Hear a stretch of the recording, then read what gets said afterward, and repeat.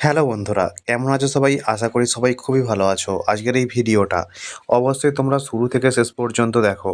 কারণ বন্ধুরা, অনুরাগের ছোঁয়া ধারাবাহিকে আবারও কিন্তু মুখ পরিবর্তন হলো। হ্যাঁ বন্ধুরা, মুখ পরিবর্তন হয়ে গেল সোনারূপা চরিত্রের। তাহলে বন্ধুরা, সোনারূপা চরিত্রে এবারে কাকে দেখা যাবে জানাবো কিন্তু আজকের এই ভিডিওর মধ্যে দিয়ে। তাই ভিডিওটি দারুণ ইন্টারেস্টিং এবং ইনফরমেটিভ হতে চলেছে। ভিডিওটি দেখতে থাকো ভিডিওর শেষ মুহূর্ত পর্যন্ত।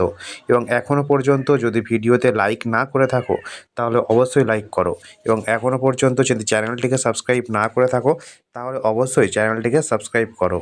তো চলো আমরা ভিডিওটি শুরু করি। তবে বন্ধুরা, সোনারূপা চরিত্রে এবারে কিন্তু দুটো আলাদা আলাদা মুখ তোমরা দেখতে পাবে। যেমন বন্ধুরা, সোনার চরিত্রে তোমরা দেখতে পাবে বাংলার একজন জনপ্রিয় অভিনেত্রীকে, অপরদিকে রূপার চরিত্রে আমরা দেখতে পাবো একদম নবাগতা একজন উঠতি নায়িকাকে। তো বন্ধুরা, চলো আমরা জেনে নিই যে সোনার চরিত্রে আমরা কাকে দেখতে পাবো। বন্ধুরা, সোনার চরিত্রে আমরা দেখতে পাবো নিশা পোদ্দারকে, যাকে আমরা ইতিমধ্যেই আমার দুর্গা, সিরাজ, এছাড়াও রাশি, আবার দেখা হবে, আমার দুর্গা, প্রথমা কাদম্বিনী, এই সমস্ত ধারাবাহিকে তাকে আমরা দেখতে পেয়েছি।